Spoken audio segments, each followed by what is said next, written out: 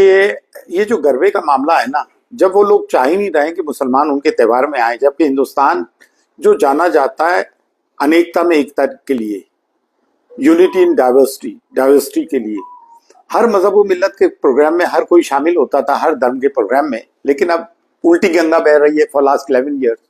तो अगर वो लोग आपको नहीं बुला रहा है, मुस्लिम्स आर अनवांटेड, तो मुसलमान क्यों जाना चाहते हैं उनके, मेरे समझ में नहीं रहा। ये हमारा त्योहार नहीं है।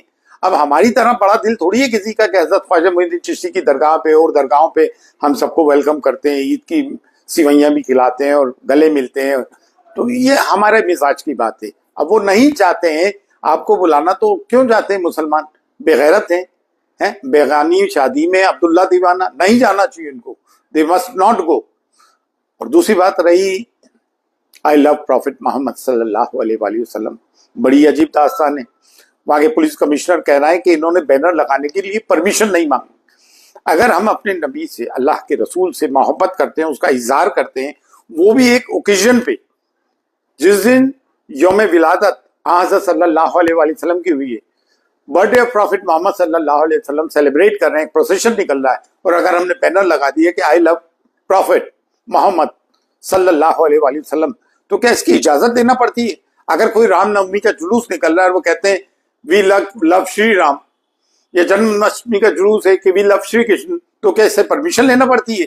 ये तो इनकी जो है खुसूमत, अदावत, तासुब, प्रेजुडिस नजर आता है कि मुसलमानों को किसी ना किसी तरह तंग करें।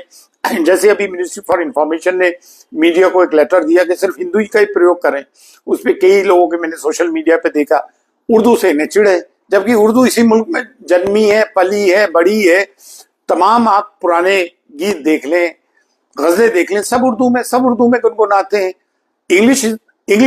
इंग्लिश तो यहाँ जन्मी नहीं है, उसके पीछे तो भागे फिर रहा है, लाखों रुपए साल की फीस दे रहा है अपने बच्चों को इंग्लिश मीडियम स्कूल पढ़ाने के लिए।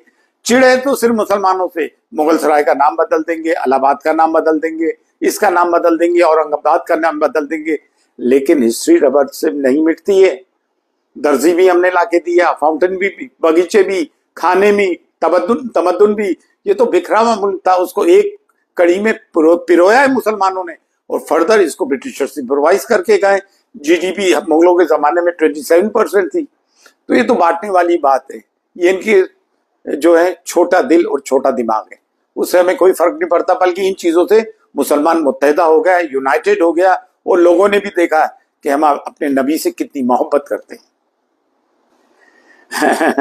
ये तो वाली बात हो गई कि असल में इनको अब एक ट्रीटमेंट की जरूरत है, मेडिकल ट्रीटमेंट की, मेंटल ट्रीटमेंट की।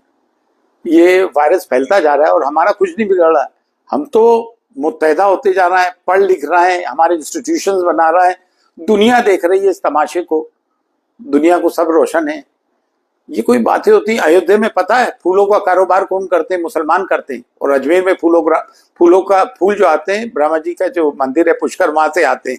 तो इस देश की मिट्टी में कम्युनल हार्मनी है, सांप्रदायिक सौहार्द है, डाइवर्सिटी है, कुछ नहीं है। ये खुद जाहिर हो रहा है ऐसी बातें करके।